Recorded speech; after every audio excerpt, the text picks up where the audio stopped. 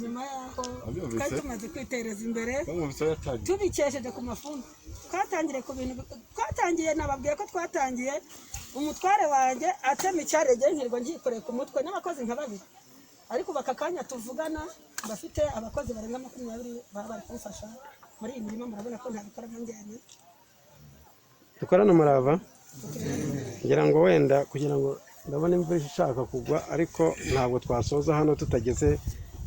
mu kigega niba afitemo umusaruro kugira ngo atwereke uko bimeze hanyuma dukomereza ahandi. Ariko afite ikibazo agenda wataye ibi byose wabitangiye nko mu yihe mwaka burya nabyo turi muri 2021 sibanga ariko arakuza se wenda ibi bigutwaye imyaka 20 kubigezeho se birashoboka ni muri 2015 ubimazemo igihe kingana iki koko utangiye ayo mahugurwa utangiye kuvugurura imitekerereze uri kugenda uguraho wongera ku buryo ntiwavuga nanjye ntangiye buri uyu mwaka agakora cyane agahugurwa akumva afite gahunda muri we birashoboka cyane. Aka kanya tuvugana nashatse muri 97 tugumya kugenda dukora gake gake nyine kwa kuri nabwiye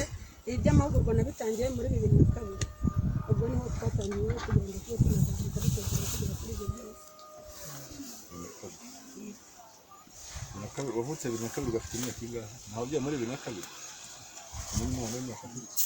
ubwo mwabyumvise kuvuga ngo rero ibyo mwaheraho